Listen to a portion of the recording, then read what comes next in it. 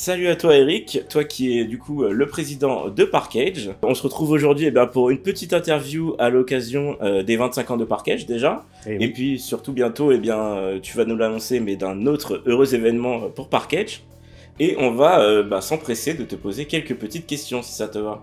Ça me va. Alors on est parti. Est-ce que tu peux nous dire pourquoi tu as créé Parkage et qu'est-ce qui t'a motivé à le faire et surtout d'où vient le nom? Alors, on va faire dans l'ordre.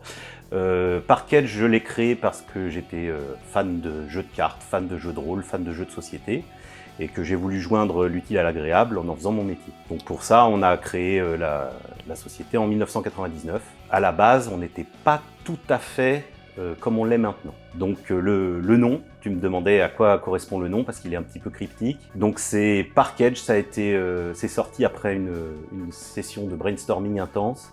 Et c'est l'âge des parcs informatiques, donc Park Age, ce qui ne correspond plus du tout à rien aujourd'hui par rapport à notre activité, mais on faisait des jeux en réseau à l'époque. Ok, du coup, le nom vient de cette première activité qui était les jeux en réseau. Voilà, c'était un mix entre jeux en réseau dans le magasin, ça reprenait à peu près l'intégralité de la place et un tout petit comptoir avec des cartes derrière principalement. À partir de là, comment s'est fait l'arrivée de la première boutique à Paris? Ça ressemblait à quoi à peu près Parkage à l'époque? Alors, à l'époque, Parkage, c'était un petit local de 60 mètres carrés environ, rue Saint-Sébastien-Froissart, à côté de Oberkampf.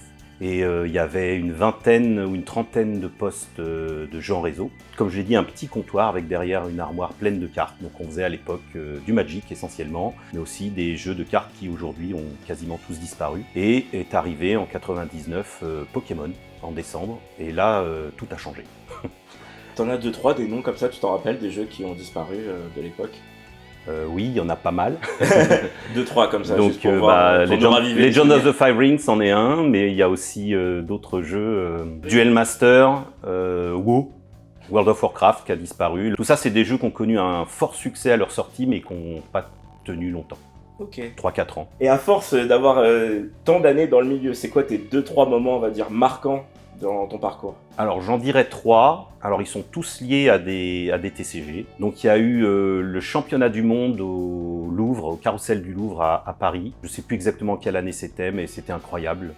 Beaucoup de monde, une ambiance fantastique, et puis cette statue de l'ange de Serra de 4 mètres de haut qui était super. Ensuite il y a eu au magasin actuel rue Geoffroy-Saint-Hilaire, il y a eu la dédicace de Miss Jirachi et David Lafarge pour Pokémon. Ça pareil, c'était assez incroyable, beaucoup de monde.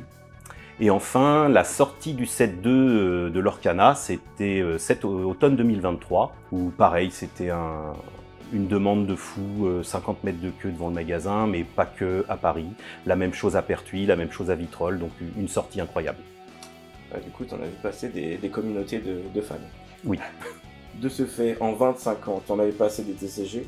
Et ce serait quoi ton ressenti un peu aujourd'hui sur la scène des TCG? Alors, depuis toutes ces années, le marché du TCG a toujours été un coup, il y en a 5-6, un coup, il y en a 2-3 qui meurent, etc. C'était en dents de scie. Et là, actuellement, on connaît une époque assez fantastique pour les TCG parce qu'il n'y en a jamais eu autant sur le marché en même temps. Et surtout, ils se portent tous à peu près bien. Ils ont tous créé leur place avec leur communauté et les jeux sont pérennes.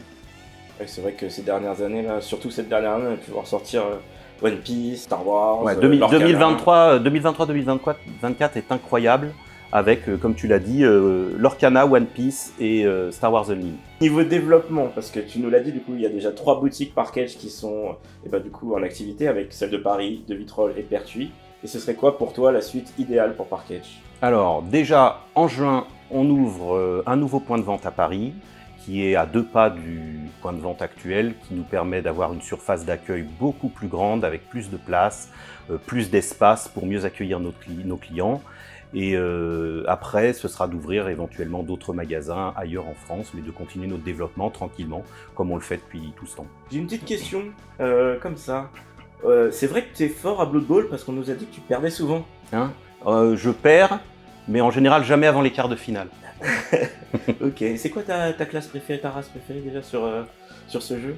Nain du chaos. Nain du chaos, ouais. Ok, c'est bien ce qu'on m'a dit. On l'a dit, c'est les 25 ans de Parkage. Qu'est-ce que ça te fait aujourd'hui de fêter les 25 ans de Parkage?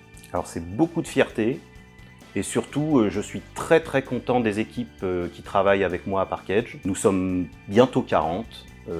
L'activité s'est fortement développée ces dernières années.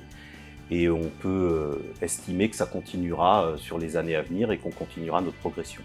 Donc Park-Edge, c'est beaucoup de fierté avant tout. Et est-ce que tu aurais du coup un petit dernier mot pour tous ceux qui nous regardent? Alors oui, je remercie déjà tous nos clients de nous faire confiance depuis 25 ans et de continuer à travailler avec nous, car plus vous êtes nombreux et plus il y aura de TCG, plus il y aura de tournois en magasin et plus on pourra s'amuser. Merci beaucoup pour cet échange. Merci à toi. Et puis on se dit à une prochaine sur les événements et en salon ou que ce soit en boutique. Oui, voilà. À peu près partout.